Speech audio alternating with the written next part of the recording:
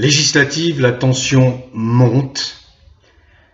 Je vous ai indiqué dans ma précédente vidéo que les désistements allaient peser très lourd, allaient faire basculer les résultats d'un côté ou d'un autre. Je vous ai indiqué, après la performance du Rassemblement national, mené par Jordan Bardella, qui était en mesure d'obtenir une majorité gouvernementale, de rafler la mise le 7 juillet, après cette performance, on s'était dit que, oui, finalement, Macron ne reçoit que la leçon qu'il mérite. Il a dissous l'Assemblée nationale, à la façon dont peut le faire un psychopathe, sans aucun raisonnement de fond, oubliant toute sagesse politique. Il ne s'agit pas dans son esprit, comme je l'ai entendu dans la bouche de ces exégètes politiciens politiques indécrottables, il ne s'agit pas d'une erreur de sa part, non. C'est Macron, dans toute sa nuisance, mais c'est surtout un Macron démasqué, acculé, tant sur le plan personnel que sur le plan politique et public. Donc, le Rassemblement national pouvait et peut encore rafler la mise, c'est-à-dire obtenir une majorité gouvernementale, à savoir plus de 289 députés au soir du 7 juillet prochain. Mais cette éventualité est remise en question, est remise en cause par l'attitude de ce que l'on a eu coutume d'appeler la fausse opposition.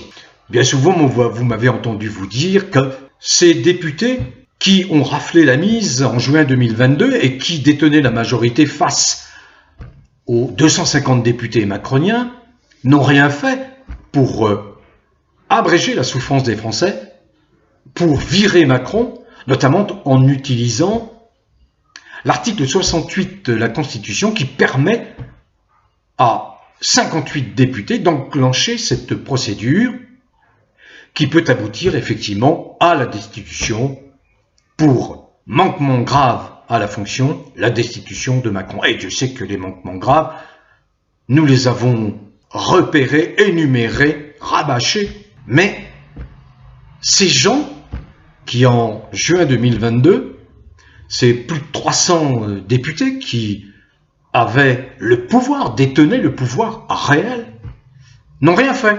Ils ont été les complices de fait de Macron, en dépit de quelques positionnements de temps à autre, en dépit des vociférations et éructations de quelques-uns pour sauver la face. Aujourd'hui, ces mêmes qui n'ont pas eu le courage d'évacuer Macron alors qu'ils en avaient le pouvoir, crient au loup, montrent du doigt une fois encore le danger de l'extrême droite. Ah, l'extrême droite. On agite l'épouvantail. Rassemblement national. Qu'est-ce que j'apprends aujourd'hui? Eh bien que Mélenchon appelle à faire barrage au Rassemblement national par le biais du désistement. Je vous en ai parlé dans ma précédente vidéo. Le désistement. Concrètement, cela veut dire quoi? Qu'ils sont en train de se déjuger eux-mêmes.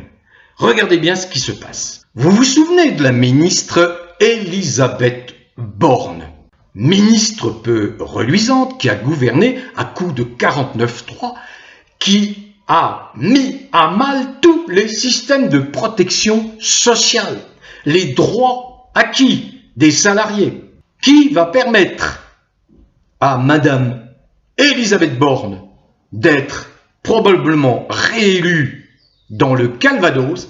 Eh bien, Jean-Luc Mélenchon, qui a demandé au candidat La France Insoumise de se désister aux grandes dames de ce dernier qui ne s'attendait pas à ce revirement.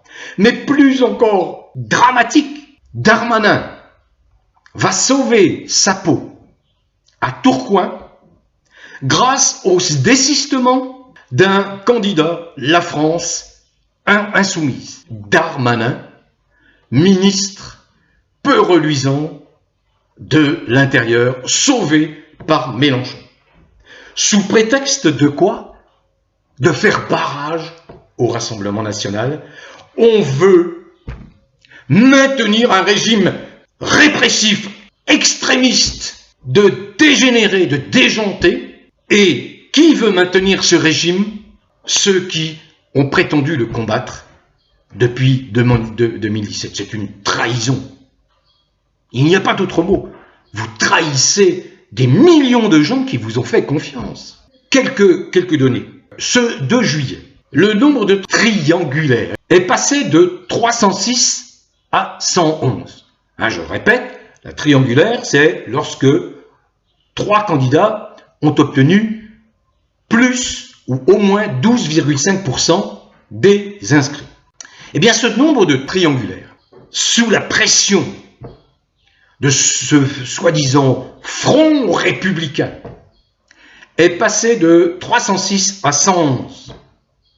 Ce qui fait que le nombre de duels est passé de 190 à 386. Chiffre du journal Le Monde. Alors tenez-vous bien, il y a au total 201 désistements recensés au 2 juillet. La majorité, ce sont des désistements, c'est-à-dire 122, sont le fait de candidats du nouveau Front populaire, désistements pour des candidats de Macron ou des Républicains, et 70 désistements de la part des candidats macroniens ou macronistes pour éventuellement la France insoumise ou éventuellement des républicains macronistes. Donc voilà, la démonstration est claire. Vous connaissez ma position. Ni les uns ni les autres. Nous sommes dans une crise de régime. Ils se foutent de votre gueule. À commencer par cette gauche qui va maintenir en place Macron, qui va probablement même gouverner avec Macron. Est-ce que vous attendez ça? Vous, les gilets jaunes, vous, les ouvriers, les employés, les personnels soignants, vous, les commerçants, les petites entreprises, vous, les fonctionnaires territoriaux, vous, les enseignants, etc., vous, les pêcheurs, les agriculteurs, etc., qui ont bavé. Macron a enrichi comme jamais les ultra-riches. Et bien voilà, le nouveau Front populaire va tout faire pour maintenir en place un régime dictatorial extrémiste qui n'a cessé d'exercer la schlag contre le peuple français. Alors à vous de choisir, dans une élection que j'ai qualifiée dès le départ, élection atypique qui va faire basculer la France dans un régime ou dans un autre. Si la France bascule dans le maintien d'un régime absolument épouvantable, abject macronien, on le devra à la France insoumise et au nouveau Front populaire. Mais attendez, vous adressez-vous à des Français que vous considérez tellement demeurés imbéciles, crétins, idiots, incapables de réfléchir, que vous persistez et signez en ne décrivant pas la réalité. Dans notre métier, ce qui nous dicte notre conduite, c'est essayer d'être le plus objectif possible, le plus honnête possible.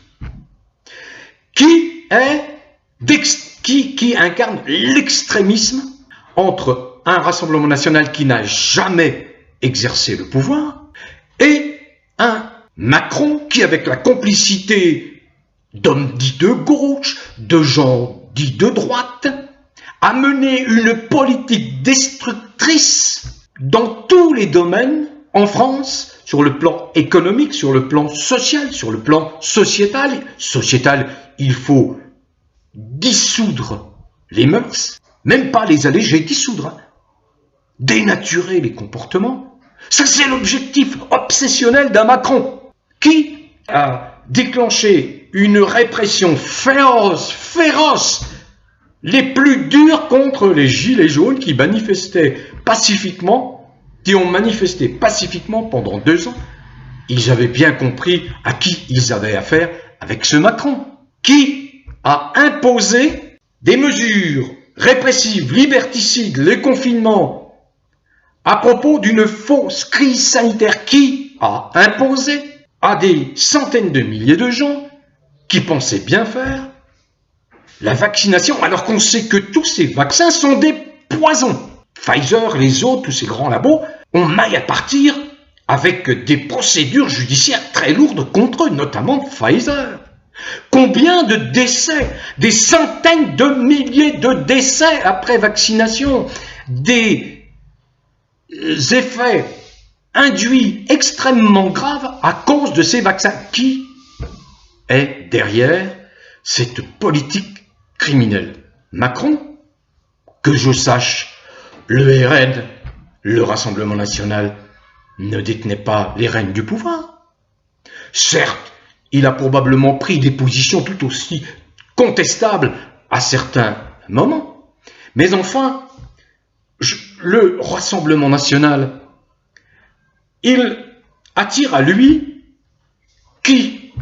Mais des gens modestes, des gens simples, qui voient bien ces gens-là qu'ils ne sont absolument pas écoutés par ceux qui prétendaient les défendre parce que ils appartiennent au peuple, au bas peuple, aux prolétaires, on aurait dit naguère, aux prolétaires.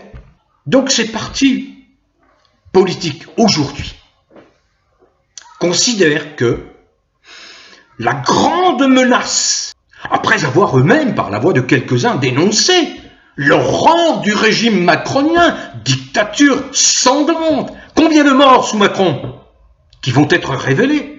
Combien de morts dans les EHPAD, dans les hôpitaux où l'on a injecté du Rivotril pour se débarrasser des anciens, pour augmenter les statistiques de décès, pour justifier l'achat de centaines de millions de doses qui ont coûté à la sécurité sociale plus de 1 milliard d'euros, qui est à l'origine de ce massacre, de ce désastre. Encore une fois, les gilets jaunes peuvent en témoigner, encore une fois, les soignants, les médecins qui ont été sanctionnés injustement. Qui? Est-ce que c'est le Rassemblement national? Que je sache, non. Qui a cautionné la politique sanitaire infâme? Qui? Les gens de gauche? La France insoumise? Qui cautionne ces orientations contre nature de Macron? Tout ça pour glaner quelques voix ici ou là. Qui? Mais attendez, ces gens-là, aujourd'hui, agitent la peur, font croire aux gens que, à partir du 7 juillet, si le RN gouverne, c'est le désastre, c'est la fin du monde. Mais ne vivons-nous pas un désastre depuis 7 ans avec Macron? Et il faudrait pérenniser cette catastrophe. Je n'ai jamais soutenu le Rassemblement national, mais j'ai toujours respecté ces gens qui ont une vision nationaliste, pour ma part excessive, de la politique. Mais ont-ils commis des crimes comme Macron en a commis? Je ne suis pas d'accord avec beaucoup de dispositions contenues dans le programme du Rassemblement national. Mais voyons ce parti qui a 52 ans d'existence, qui a été créé par Jean-Marie Le Pen dans des circonstances assez particulières. Effectivement, il traîne comme un boulet le fait qu'il ait été fondé par des gens au passé peu reluisant, il faut être clair. Des gens qui s'assimilaient à des pétainistes, des fascistes. Mais enfin, depuis 2011, depuis que Marine Le Pen, la fille de Jean-Marie Le Pen, a repris les rênes, qui est présidente de ce Front National qui est devenu ensuite le Rassemblement National, après le passage notamment de Florian Philippot, de Alliot, le Rassemblement National, il faut quand même être objectif, s'est montré comme un parti beaucoup moins excessif que ne l'était le parti du temps de Jean-Marie Le Pen. À tel point que ce Rassemblement national a été adoubé, ce que je pense, par les mondialistes. C'est-à-dire qu'il n'est plus craint par les milieux financiers, pas du tout. Donc je ne suis pas là pour me faire l'avocat du Rassemblement national. Je veux simplement dire une chose, que quand un homme comme moi a cru au discours de certains hommes de gauche, et pour ne pas le nommer, au discours de Mélenchon en 2017, puis en 2022, et puis ensuite, un homme comme moi, observateur, se rend compte que derrière le discours très attrayant du tribun Mélenchon se dissimule la défense de groupuscules qui ne sont là que pour véhiculer des théories destructrices de l'humanité. Alors que ces gens-là ne sont que des minorités articulées par des ultra-riches mondialistes qui veulent créer, par exemple, des industries de transformation humaine très lucratives. Et il s'agit là, alors, d'influencer les ados pour les inciter par milliers, par centaines de milliers. Vous savez qu'au moment de l'adolescence, il y a ce produit, la crise d'identité, c'est tout à fait naturel. Les inciter à remettre en question leur sexe, leur genre. Voilà que ces gens-là, ces gens de gauche, la France insoumise, pour ne pas la nommer, s'engagent dans la défense de façon résolue de minuscules problèmes au détriment, je le dis, au détriment de ce qui faisait son identité, c'est-à-dire défendre les classes populaires, combattre le capitalisme. Nous n'en sommes plus là. La preuve, c'est qu'aujourd'hui, le Rassemblement national est plus crédible, alors que ce n'est pas justifié, sur le plan social, que la France insoumise, qui pourtant, dans son programme, va bien plus loin que le Rassemblement national. C'est donc qu'il y a un problème de perte d'identité. Il y a un problème de message, qui est aujourd'hui un message influencé par des ultra-minorités, au détriment de la grande majorité des gens qui souffrent. Voyons, le Rassemblement national ne serait pas là si, à un moment ou un autre, depuis 20 ans, il n'avait été rejoint par ces classes populaires. Bon vent à tous, prenez soin de vous, portez-vous bien.